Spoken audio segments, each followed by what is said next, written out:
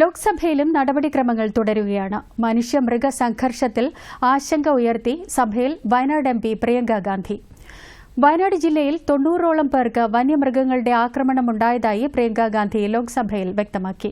വന്യമൃഗങ്ങളുടെ ആക്രമണം നേരിടുന്ന ആളുകൾക്ക് നൽകേണ്ട നഷ്ടപരിഹാരത്തെക്കുറിച്ചും പ്രിയങ്ക ഗാന്ധി സഭയിൽ ചോദ്യമുന്നയിച്ചു.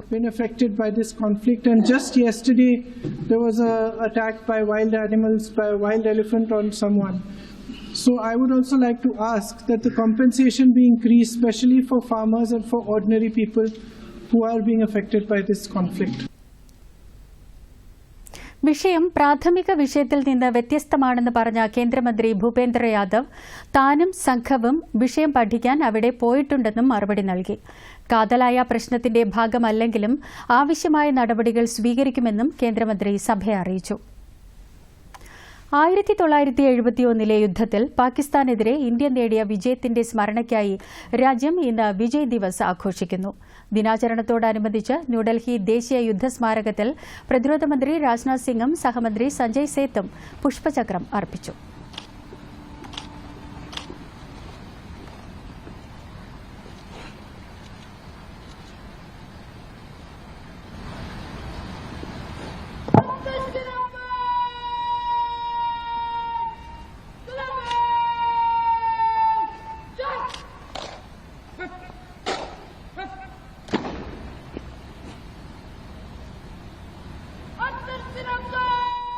ബംഗ്ലാദേശ് എന്ന പുതിയ രാജ്യത്തിന്റെ പിറവി രേഖപ്പെടുത്തിയ ദിവസം കൂടിയായിരുന്നു ഡിസംബർ 16.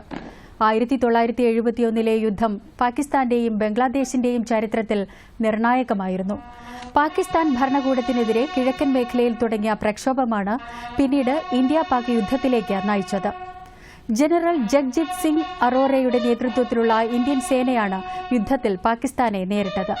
ഇന്ത്യയുടെ കരുത്തിനു മുന്നിൽ പിടിച്ചു നിൽക്കാൻ സാധിക്കാതെ പാക് സൈനിക മേധാവി ജനറൽ ആമിർ അബ്ദുള്ള ഖാൻ നിയാസിയും 93,000 സൈനികരുമാണ് യുദ്ധം നിർത്തിവെച്ച് ഇന്ത്യൻ സേനയ്ക്ക് മുന്നിൽ കീഴടങ്ങിയത്.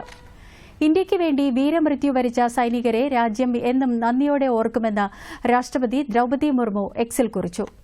ഇന്ത്യൻ സൈന്യത്തിന്റെ ധീരതയും ത്യാഗവും രാജ്യത്തെ ഓരോ പൌരനെയും പ്രചോദിപ്പിക്കുന്നതായി ഉപരാഷ്ട്രപതി ജഗദീപ് ധൻകർ പറഞ്ഞു. ഇന്ത്യയുടെ ചരിത്ര വിജയത്തിന് സംഭാവന നൽകിയ ധീരരായ സൈനികരുടെ ധൈര്യത്തെയും ത്യാഗങ്ങളെയും ആദരിക്കുന്നതായി പ്രധാനമന്ത്രി നരേന്ദ്രമോദി എക്സിൽ കുറിച്ചു.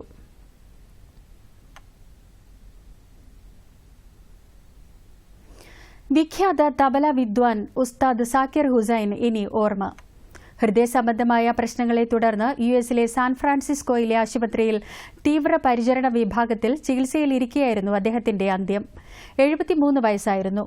ഐതിഹാസിക പോപ്പ് ബാൻഡ് ദി ബീറ്റിൽസ് ഉൾപ്പെടെ നിരവധി പാശ്ചാത്യ സംഗീതജ്ഞരുമായുള്ള സഹകരണവും അനന്യമായ തബല ശൈലിയുമാണ് അദ്ദേഹത്തെ ലോകപ്രശസ്തനാക്കിയത്. കഴിഞ്ഞ ഗ്രാമി പുരസ്കാര വേദിയിലും സാക്കിർ ഹുസൈൻ ശ്രദ്ധേയമായ നേട്ടങ്ങൾ കൈവരിച്ചിരുന്നു. ഉസ്താദ് സാക്കിർ ഹുസൈന്റെ വിയോഗം സംഗീത ലോകത്തിന് വലിയൊരു നഷ്ടമാണെന്ന് രാഷ്ട്രപതി ദ്രൌപദി മുർമു. അദ്ദേഹത്തിന് പത്മവിഭൂഷൺ നൽകാൻ തനിക്ക് ഭാഗ്യം ലഭിച്ചതായും രാഷ്ട്രപതി അനുശോചന സന്ദേശത്തിൽ കുറിച്ചു. സാക്കിർ ഹുസൈന്റെ സമാനതകളില്ലാത്ത കലാവൈഭവം നമ്മുടെ ഹൃദയങ്ങളിൽ എന്നെന്നും പ്രതിധ്വനിക്കുമെന്ന് ഉപരാഷ്ട്രപതി ജഗദീപ് ധൻകർ എക്സിൽ കുറിച്ചു. ഇന്ത്യൻ ശാസ്ത്രീയ സംഗീത ലോകത്ത് വിപ്ലവം സൃഷ്ടിച്ച ഒരു യഥാർത്ഥ പ്രതിഭയായി അദ്ദേഹം ഓർമ്മിക്കപ്പെടുമെന്ന് പ്രധാനമന്ത്രി നരേന്ദ്രമോദി അനുശോചിച്ചു. താളത്തിന്റെയും ചാരുതയുടെയും പര്യായമാണ് ഉസ്താദ് സാക്കിർ ഹുസൈൻ. തബല എന്ന വാദ്യോപകരണത്തിന്റെ സാധ്യതകൾ ലോകത്തിനു മുന്നിൽ അനാവൃതമാക്കിയ കലാപ്രതിഭ ഇന്ത്യയുടെ സമ്പന്നമായ സംഗീത പാരമ്പര്യത്തിന്റെ സാക്ഷ്യപത്രമായി നിലകൊള്ളുന്നു. തബല വിദ്വാൻ, സംഗീത സംവിധായകൻ, സംഗീത അധ്യാപകൻ എന്നീ നിലകളിലെല്ലാം ജ്വലിച്ചു നിന്ന പ്രതിഭയായിരുന്നു ഉസ്താദ് സാക്കിർ ഹുസൈൻ.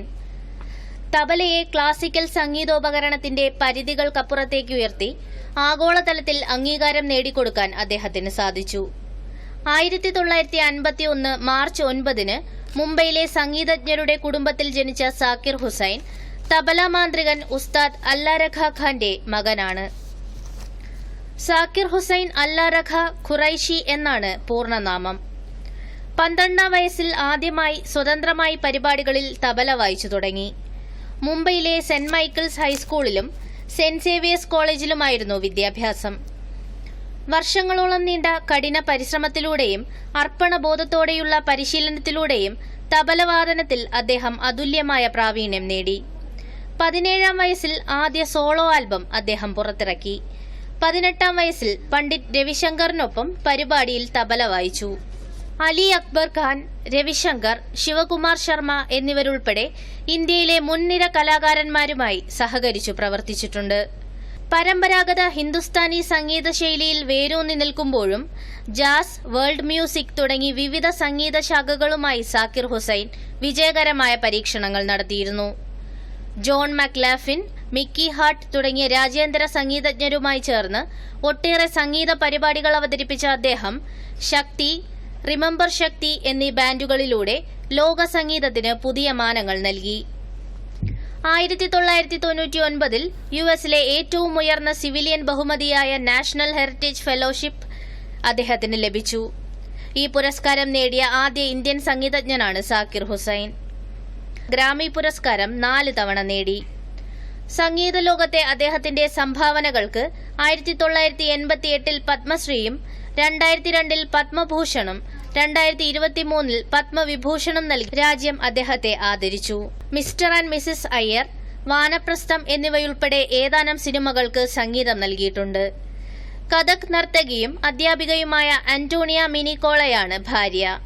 അനീസ ഖുറേഷിയും ഇസബെല്ല ഖുറേഷിയുമാണ് മക്കൾ. ഇന്ത്യൻ ശാസ്ത്രീയ സംഗീതത്തിന്റെ അഭിമാനമായ ഉസ്താദ് സാക്കിർ ഹുസൈൻ തബലയുടെ മാസ്മരിക ഭാഷയിലൂടെ ലോകമെമ്പാടും സംഗീതപ്രേമികളുടെ മനസ്സുകളിൽ എക്കാലവും ഓർമ്മിക്കപ്പെടും.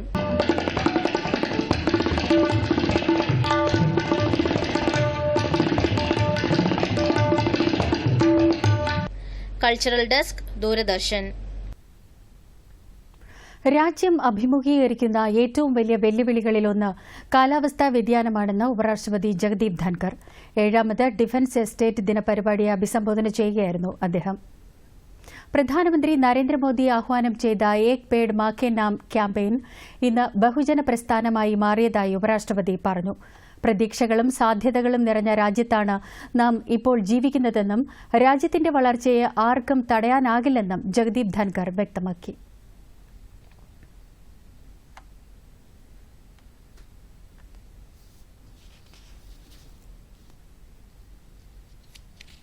And therefore to take care of it, to take care of an estate, its identity and its security are vital. Identity in the shape of rights, updating of those rights, not only for oneself, but also for others and for the regulator. I must appreciate. 7ാമത് smart India ഹാക്കത്തോണിന് സമാപനം. കേരളത്തിലെ nodal സെന്ററായ Kanjirappally Amal Jyothi കോളേജിൽ നടന്ന hackathon മത്സരങ്ങളിൽ തമിഴ്നാട്ടിൽ നിന്നുള്ള 5 കോളേജുകൾ 1 ലക്ഷം രൂപ വീതമുള്ള സമ്മാനത്തിന് അർഹരായി. പുതുപുത്തൻ ആശയങ്ങളിലൂടെ സാമൂഹ്യ പ്രശ്നങ്ങൾക്ക് പരിഹാരം കണ്ടെത്തുക എന്ന ലക്ഷ്യത്തോടുകൂടി കേന്ദ്ര വിദ്യാഭ്യാസ മന്ത്രാലയത്തിന്റെ നേതൃത്വത്തിൽ ഒരുക്കിയ smart India hackathon Kanjirappally Amal Jyothi engineering കോളേജിൽ സമാപിച്ചു. ദൈനംദിന ജീവിതത്തിൽ ആളുകൾ അനുഭവിക്കുന്ന 5 പ്രശ്നങ്ങൾക്ക് സാങ്കേതിക സംവിധാനങ്ങളുടെ സഹായത്തോടുകൂടി പുതുമയാർന്ന പരിഹാരമാർഗങ്ങൾ കണ്ടെത്തിയ 5 കോളേജുകൾക്കാണ് ഓരോ ലക്ഷം രൂപയുടെ അവാർഡ് ലഭിച്ചത്. This is our solution. It's a prosthetic arm.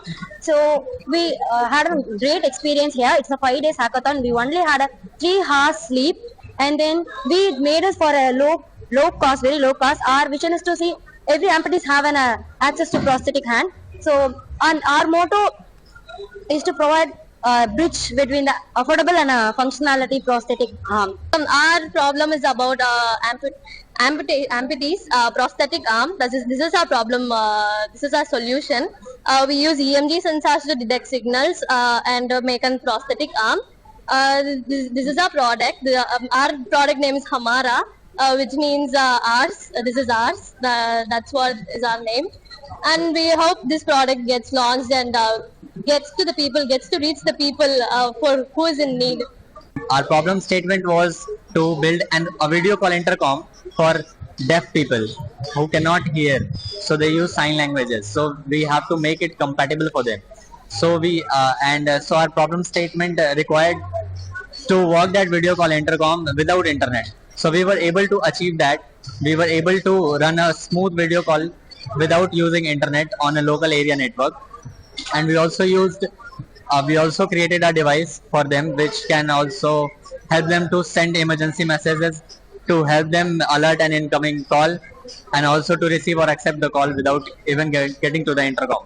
We are trying to develop a myoelectric prosthetic arm for those who have lost their limb. We are trying to develop a prosthetic arm that is unique in one way, that if somebody lose their arm, so we could fit our arm because the motors are in the palm only. വിവിധ സാമൂഹിക പ്രാധാന്യമർഹിക്കുന്ന പ്രശ്നങ്ങൾ നൂതന ശാസ്ത്ര സാങ്കേതിക വിദ്യയുടെ സഹായത്തോടുകൂടി പരിഹരിക്കുകയാണ് ഈ ഒരു ഹാക്കത്തോണിന്റെ ലക്ഷ്യം. യോഗ മാറ്റ് ഡിസൈൻ, ക്യാമറ മൊഡ്യൂൾ, ഭിന്നശേഷിക്കാരായ കുട്ടികൾക്ക് ഉപയോഗിക്കാൻ കഴിയുന്ന ഏറ്റവും സൗകര്യപ്രദമായ പേനയും പേപ്പറും, ബയോണിക് ആംസ് ഡിസൈൻ തുടങ്ങിയവയാണ് വിവിധ ടീമുകളുടെ പ്രവർത്തന ആശയങ്ങൾ. കഴിഞ്ഞ 5 ദിവസങ്ങളിലായി രാപകൽ ഭേദമന്യായിരുന്നു ഹാക്കത്തോൺ നടന്നത്. ദൂരദർശൻ വാർത്തകൾക്ക് വേണ്ടി കോട്ടയത്ത് നിന്നും ടോമി മാങ്കൂട്ടം. തലസ്ഥാനം സിനിമാ ലഹരിയിൽ.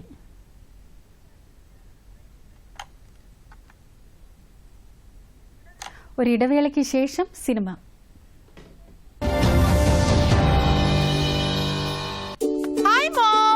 വീണ്ടും ഷോപ്പിംഗ്. അച്ഛനാണ് അവളെ വഷളാക്കുന്നത്. ലിമിറ്റിനുള്ളിൽ ചെയ്താൽ യാതൊരു പ്രശ്നവുമില്ല. ലിമിറ്റ് ഇല്ലാത്ത ഷോപ്പിംഗ് ആണ് അച്ഛന്റെ കാർഡ് കൊണ്ട്. ആഡ് ഓൺ ഉണ്ടല്ലോ. ഞാൻ കാർഡിൽ ലിമിറ്റ് സെറ്റ് ചെയ്തിട്ടുണ്ട്. അതുകൊണ്ടുള്ള ഗുണം ഇതാണ്, റിസ്ക് വളരെ കുറയുന്നു. പിന്നെ ഫ്രോഡ് ഉണ്ടായാൽ ഉടനെ ബാങ്കിനെ അറിയിക്കൂ, നഷ്ടം കുറയും. ലിമിറ്റ് സെറ്റ് ആണ്.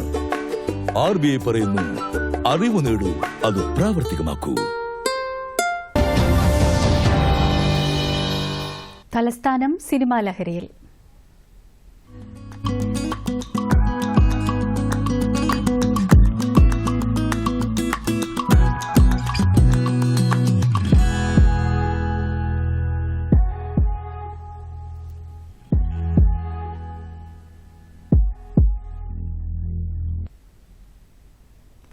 ചലച്ചിത്രമേളയുടെ 4ാം ദിനമായ ഇന്ന് 14 തിയേറ്ററുകളിലായി വിവിധ വിഭാഗങ്ങളിൽ 67 സിനിമകൾ പ്രദർശനത്തിൽ.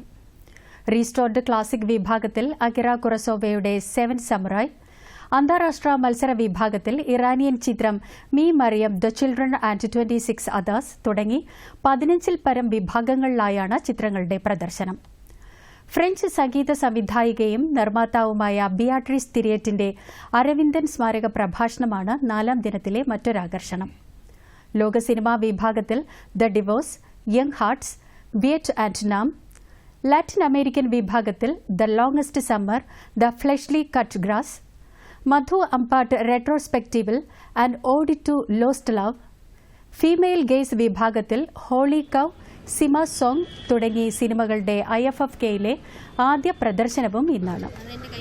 The divorce Shanghai international film ഫെസ്റ്റിവലിൽ മികച്ച ചിത്രമായി തെരഞ്ഞെടുക്കപ്പെട്ടിട്ടുണ്ട്. അപ്പുറം, മുഖക്കണ്ണാടി, വിക്ടോറിയ, കിഷ്കിന്ധാകാന്ഡം, വെളിച്ചം തേടി, സൗദി വെള്ളയ്ക്ക എന്നിവയാണ് പ്രദർശിപ്പിക്കുന്ന മലയാളം സിനിമകൾ.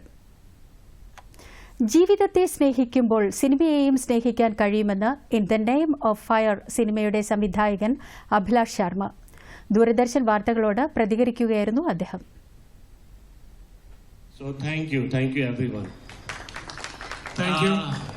And about my film, on primary level, my film is a story about 3 characters: a mother who is fighting to save her child, a father who is looking for work to feed his family, and a crematorium worker who is struggling with his own sense of right and wrong. So, but apart from that, there is a lot of things because it takes around 4.5 years. So, lot of ideas, lot of thinking injected into the process. ഉത്തര കന്നഡയിലുള്ള African വംശജരായ സിദ്ധി സമൂഹത്തെക്കുറിച്ച് കൂടുതൽ അവബോധം സൃഷ്ടിക്കുന്നതിനായാണ് rhythm of Damam സിനിമ പുറത്തിറക്കിയതെന്ന് സംവിധായകൻ ജയൻ ചെറിയാൻ. ലിപിയില്ലാത്ത സിദ്ധി ഭാഷയിലെ ആദ്യ ചിത്രമെന്ന പ്രത്യേകതയും ഈ സിനിമയ്ക്കുണ്ട്. ഇന്ന് രാവിലെ ചലച്ചിത്രമേളയിൽ ഈ ചിത്രം പ്രദർശിപ്പിച്ചിരുന്നു.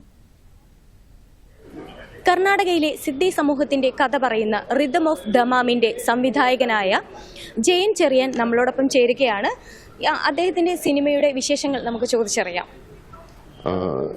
ഈ സിനിമ ഉത്തര കർണാടക ഡിസ്ട്രിക്റ്റിലെ ആഫ്രിക്കൻ ഡയസ്പോറ സമൂഹമായ സിദ്ധി കമ്മ്യൂണിറ്റിയിൽ നിന്നുണ്ടായ ഒരു സിനിമയാണ്. സംബന്ധിച്ചിടത്തോളം ഈ ആഫ്രിക്കൻ ഡയസ്പോറ കമ്മ്യൂണിറ്റി ഇന്ത്യയിലെ കമ്മ്യൂണിറ്റിയെ സംബന്ധിച്ചിടത്തോളം ഇതൊരു ഗ്രൗണ്ട് ബ്രേക്കിംഗ് മൂവ്മെന്റ് ആണ്. അപ്പോൾ ആ തരത്തിൽ ഈ സിനിമ IFFKയിൽ അവതരിപ്പിക്കാൻ കഴിയുന്നു, ഇന്റർനാഷണൽ കോമ്പറ്റീഷനിൽ തിരഞ്ഞെടുക്കപ്പെടുന്നു. ഇതൊക്കെ ഞങ്ങൾക്ക് വളരെയധികം ത്രില്ലിംഗ് ആയിട്ടുള്ള ഒരു ഇവന്റാണ്. We are proud of it. It is here and we are so thankful to IFFK to be here. Mohan Siddi എന്നോടൊപ്പം ഉണ്ട്. അദ്ദേഹത്തോട് നിങ്ങൾക്ക് കാര്യങ്ങൾ ചോദിച്ചറിയാം. അദ്ദേഹം ഇംഗ്ലീഷ് സംസാരിക്കുകയുള്ളൂ. വേണ്ട വിധത്തിൽ ഇന്ത്യൻ സമൂഹത്തിൽ അംഗീകരിക്കപ്പെട്ടില്ല എന്നുള്ളതാണ് വാസ്തവം. പക്ഷെ അതൊക്കെ ഈ സിനിമയുടെ രൂപീകരണവുമായി വളരെയധികം ഹെൽപ്പ് ചെയ്യും.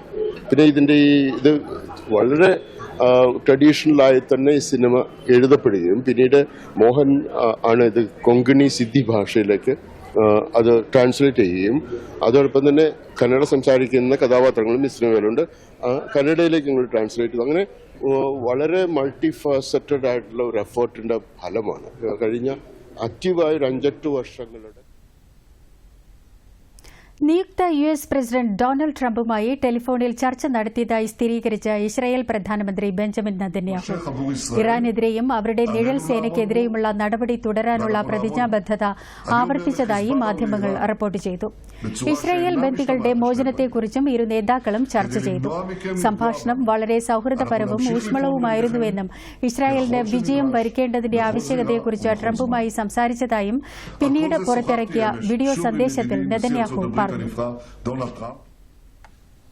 ബംഗ്ലാദേശിൽ പൊതു തെരഞ്ഞെടുപ്പ് 2025 അവസാനത്തിലോ 2026 നടത്തുമെന്ന് പ്രഖ്യാപിച്ച് മുഖ്യ ഉപദേഷ്ടാവ് മുഹമ്മദ് യൂനുസ്. ബംഗ്ലാദേശ് വിജയദിനത്തിൽ രാജ്യത്തെ അഭിസംബോധന ചെയ്യുന്നതിനിടെയാണ് പ്രഖ്യാപനം.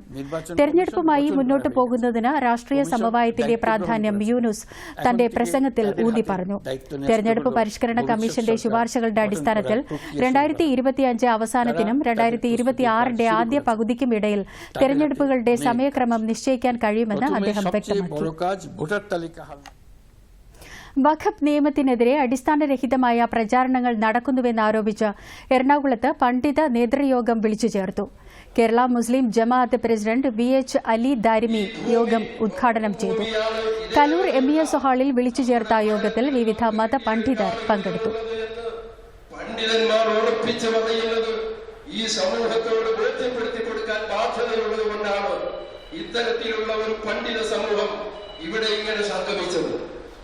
അതുകൊണ്ട് നിങ്ങളെല്ലാവരും ഇത്തരം പ്രവർത്തനങ്ങളിൽ ഈ സമൂഹത്തോടൊപ്പം നിന്ന് ഇവിടെ സൗഹാർദ്ദ അന്തരീക്ഷം നിലനിർത്തണം. അതോടൊപ്പം മാനന്തവാടിയിൽ പട്ടികവർഗക്കാരനായ യുവാവിനെ റോഡിലൂടെ കാറിൽ വലിച്ചിഴച്ച സംഭവത്തിൽ കുറ്റക്കാർക്കെതിരെ കർശന നടപടി സ്വീകരിക്കാൻ മന്ത്രി OR കേളു പോലീസിന് നിർദ്ദേശം നൽകി.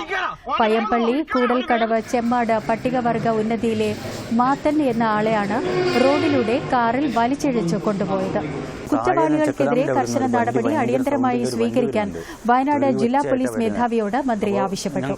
പട്ടികവർഗക്കാരനായ യുവാവിനെതിരായ ആക്രമണത്തെ വളരെ ഗൌരവമായി കാണുന്നതായും പ്രതികളെ അറസ്റ്റ് ചെയ്ത് മാതൃകാപരമായി കർശന ശിക്ഷ നൽകുന്നതിനുമുള്ള എല്ലാ നടപടികളും സർക്കാർ ഇതിനകം സ്വീകരിച്ചതായും മന്ത്രി വ്യക്തമാക്കി. സംഭവത്തിൽ മാനന്തവാടി പോലീസ് വധശ്രമത്തിന് കേസ് രജിസ്റ്റർ ചെയ്ത് അന്വേഷണം ആരംഭിച്ചു. മാത്തനെ വിദഗ്ധ ചികിത്സയ്ക്കായി മാനന്തവാടി മെഡിക്കൽ കോളേജ് ആശുപത്രിയിലേക്ക് മാറ്റി. കൂടൽക്കടവിൽ തടയണ കാണാനെത്തിയ വിനോദസഞ്ചാരികളാണ് ഇന്നലെ വൈകിട്ട് മാത്തനെ കാറിൽ വലിച്ചിഴച്ചത്. വലിച്ചുകൊണ്ട് പോയത് ഒരു 1/2 കിലോമീറ്റർ ദൂരം പോയി. ഒരു പാലം കഴിഞ്ഞ് രണ്ടാമത്തെ പാലത്തിന്റെ അവിടം വരെ വലിച്ചുകൊണ്ട് പോയി. ഞങ്ങൾക്ക് ഒന്നും ചെയ്യാൻ പറ്റില്ല. അപ്പത്തും ഭയങ്കര സ്പീഡിൽ വലിച്ചുകൊണ്ട് പോയി. എന്നിട്ട് അവിടെ എത്തിക്കഴിഞ്ഞപ്പോൾ അതിന്റെ മുമ്പിൽ വേറെ വണ്ടി ഉണ്ടായിരുന്നവർ ഇട്ടച്ച് പോടെ നിർത്തടാന്നൊക്കെ പറഞ്ഞു കഴിഞ്ഞപ്പോൾ അവർ ചവിട്ടി നിർത്തി പെട്ടെന്ന് അടിച്ച് തള്ളി വീഴ്ത്തി. പരിക്ക് കൈ ബെരല് മുറിഞ്ഞ് പൊട്ടി. പിന്നെ 2 കാലിന്റെ ഉപ്പുറ്റി ഫുള്ള് ഇതായിപ്പോയി. പിന്നെ ഇവിടെ ഫുള്ളും തൊരി പോയി. പിന്നെ കൈന്റെ ഇവിടെ. വീണ്ടും ഇടവേള. This is no ordinary sky. This is where legends are born. Step 1, clear to space transition. Roger. In the vast expanse above, the Indian Air Force reigns. Unseen, unstoppable, unmatched. Join the Indian Air Force to be a cut above. ശരണവഴി.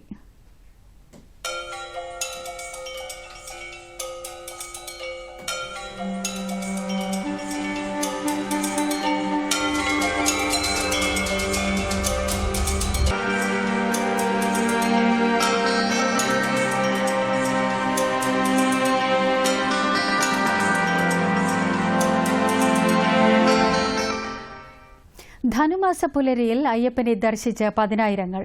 Mandala Makaravilakku തീർത്ഥാടനത്തിനായി നട തുറന്ന ദിനം മുതൽ ഇന്ന് രാവിലെ 11 വരെ 23,85,842 തീർത്ഥാടകരാണ് ദർശനം നടത്തിയത്. ധനു 1 ഇന്ന് രാവിലെ നട തുറന്നതു മുതൽ നല്ല തിരക്കാണ് സന്നിധാനത്ത് അനുഭവപ്പെടുന്നത്. നട തുറന്ന രാവിലെ 3 മുതൽ രാവിലെ 11 വരെ 41,352 തീർത്ഥാടകർ ദർശനം നടത്തി. മണിക്കൂറിൽ 3,500ഓളം പേർ ദർശനം നടത്തുന്നുണ്ട്.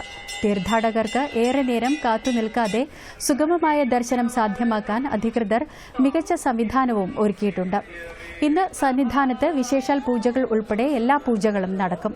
ഇന്നലെ 76,534 തീർത്ഥാടകർ ദർശനം നടത്തി. അയ്യപ്പ ദർശനത്തിനായി പുല്ലുമേട്, എരുമേലി, കാനന പാതകളിലൂടെ എത്തുന്ന തീർത്ഥാടകർക്കായി പ്രത്യേക സംവിധാനം ഉടൻ ഒരുക്കുമെന്ന് തിരുവിതാംകൂർ ദേവസ്വം പ്രസിഡന്റ് PS പ്രശാന്ത് അറിയിച്ചു. ഇത്രയും ദൂരം നടന്നുവരുന്ന ഭക്തർക്ക് വനം വകുപ്പുമായി സഹകരിച്ച് പ്രത്യേക ടാഗ് നൽകും. ഭക്തർക്ക് ദർശനത്തിന് പ്രത്യേക വരി ഉണ്ടാകുമെന്നും അദ്ദേഹം അറിയിച്ചു. എരുമേലി വഴി വരുന്നവരായാലും 18 കിലോമീറ്റർ നടന്നാണ് വരുന്നത്. ഈ നടന്നു വരുന്നവർക്കൊരു പരിഗണന വേണം. അത് ഇന്നലെ ബഹുമാനപ്പെട്ട ADMന്റെ നേതൃത്വത്തിൽ കൂടിയ അവലോകന യോഗത്തിൽ വന്നൊരു വിഷയമാണത്. അതുകൊണ്ട് വനം വകുപ്പുമായും കൂടി ചേർന്നിട്ട് അവർക്കൊരു പ്രത്യേക ടാഗ് കൊടുത്ത് അവരെ പമ്പയിലേക്ക് എത്തും. നിലവിൽ പഴയ കാനന പാതയിലൂടെ എത്തുന്ന തീർത്ഥാടകർക്ക് ദർശനത്തിന് പ്രത്യേക പരിഗണനകളൊന്നുമില്ല. ഇതുവഴി ദർശനത്തിനായി കാത്തുനിൽക്കാനുള്ള സമയം കുറയ്ക്കാനാകുമെന്നും ദേവസ്വം പ്രസിഡന്റ് അറിയിച്ചു. മണ്ഡല മകരവിളക്ക് മഹോത്സവത്തിനോടനുബന്ധിച്ച് ശബരിമല സന്നിധാനത്തിൽ ഒരുക്കിയിരിക്കുന്ന ക്രമീകരണങ്ങൾ ഭക്തർക്ക് സുഖദർശനത്തിന് പര്യാപ്തമെന്ന് തമിഴ്നാട് മന്ത്രി PK ശേഖർ ബാബു അഭിപ്രായപ്പെട്ടു. സർക്കാരും ദേവസ്വം ബോർഡും ഒരുക്കിയ സൌകര്യങ്ങൾ അഭിനന്ദനാർഹമാണെന്നും നിലവിൽ ഭക്തർക്ക് വളരെ കുറഞ്ഞ സമയത്തിനുള്ളിൽ ദർശനം സാധ്യമാകുന്നുണ്ടെന്നും അദ്ദേഹം കൂട്ടിച്ചേർത്തു. நடந்திருக்கிற நேரம் அதிகமாக இருக்கு. நல்ல டீப் கிளீனிங் உண்டு. சாமிமாருக்கு, போலீஸுமாருங்க, கவர்மெண்ட்டு எல்லாம் சகாயமாக உண்டு. சாமிமாருங்க ஸோ ஹாப்பி. லாஸ்ட் இயர்லாம் 10 hours 12 hours எல்லாம் വെയിറ്റ് ചെയ്ത് സ്വാമി ദർശനം ചെയ്ത്. കായിക വാർത്തകൾ. ബോർഡർ ഗവാസ്കർ ട്രോഫി ക്രിക്കറ്റ് പരമ്പരയിലെ 3ാം ടെസ്റ്റ് മഴ മൂലം വൈകുന്നു. 1ാം ഇന്നിംഗ്സിൽ ഇന്ത്യ 3 വിക്കറ്റ് നഷ്ടത്തിൽ 27 റൺസ് എന്ന നിലയിലായപ്പോഴാണ് മഴ ആദ്യം കളി തടസ്സപ്പെടുത്തിയത്. പിന്നീട് മത്സരം പുനരാരംഭിച്ചെങ്കിലും മഴ വീണ്ടും കളി തടസ്സപ്പെടുത്തുകയായിരുന്നു. ഓസ്ട്രേലിയയുടെ 445 റൺസ് എന്ന 1ാം ഇന്നിംഗ്സ് സ്കോറിനെതിരെ ബാറ്റിംഗ് ആരംഭിച്ച ഇന്ത്യയ്ക്ക് നിലവിൽ 48 റൺസ് എടുക്കുന്നതിനിടെ 4 വിക്കറ്റുകൾ നഷ്ടമായിട്ടുണ്ട്. ട്രാവിസ് ഹെഡിന്റെയും സ്റ്റീവ് സ്മിത്തിന്റെയും സെഞ്ചുറി മികവിലാണ് ഓസ്ട്രേലിയ കൂറ്റൻ സ്കോർ സ്വന്തമാക്കിയത്. ഇന്ത്യയ്ക്ക് വേണ്ടി ജസ്പ്രീത് ബുംറ 6 വിക്കറ്റുകൾ വീഴ്ത്തി. ലോക ചെസ് ചാമ്പ്യൻ ഡി ഗുഗേഷിന് ചെന്നൈയിൽ വൻ വരവേൽപ്പ്. വിമാനത്താവളത്തിലെത്തിയ ഗുഗേഷിനെ തമിഴ്നാട് കായിക സെക്രട്ടറിയുടെ നേതൃത്വത്തിൽ സ്വീകരിച്ചു. തനിക്ക് നൽകിയ എല്ലാ പിന്തുണയ്ക്കും രാജ്യത്തെ ജനങ്ങൾക്ക് നന്ദി അറിയിക്കുന്നതായി ഗുഗേഷ് പറഞ്ഞു.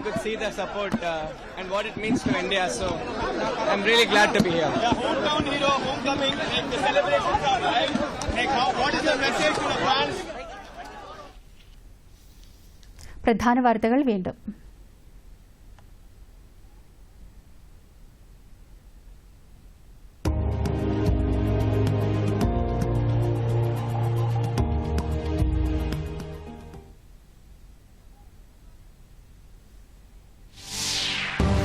ശ്രീലങ്കൻ പ്രസിഡന്റ് അനുരാഗ് കുമാര ദിസനായകെ പ്രധാനമന്ത്രി നരേന്ദ്രമോദി ഉഭയകക്ഷി ചർച്ച ന്യൂഡൽഹിയിൽ ആരംഭിച്ചു.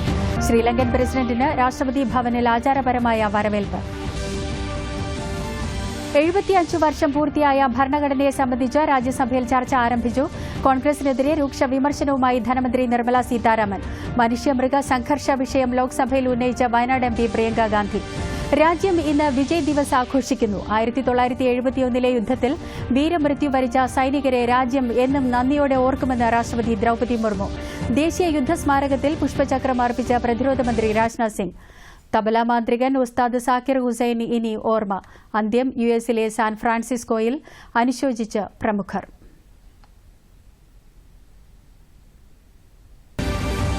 ലോക ചെസ് ചാമ്പ്യൻ ഡി ഗുഗേഷിന് ചെന്നൈയിൽ വൻ വരവേൽപ്പ്. ബോർഡർ ഗവാസ്കർ ട്രോഫി ക്രിക്കറ്റ് പരമ്പരയിലെ 3ാം ടെസ്റ്റ് മഴ മൂലം വൈകുന്നു. ഇന്ത്യ 4 വിക്കറ്റ് നഷ്ടത്തിൽ 48 റൺസ് എന്ന നിലയിൽ. ഗൃഹാതുരത്വം ഉണർത്തി പ്രസാർ ഭാരതിയുടെ പുതിയ OTT platform webs. Ramayanam, Shaktimaan തുടങ്ങിയ ദൂരദർശൻ ക്ലാസിക്കുകളടക്കം വൈവിധ്യമാർന്ന ഉള്ളടക്കങ്ങളുമായി വെബ്സ് ആപ്പ് ഇപ്പോൾ ഗൂഗിൾ പ്ലേ സ്റ്റോറിലും ആപ്പിൾ ആപ്പ് സ്റ്റോറിലും ലഭ്യമാണ്. ഈ ബുള്ളറ്റിൻ കഴിഞ്ഞു. പ്രധാന വാർത്തകൾ ഇനി 3 മണിക്ക്. നമസ്കാരം.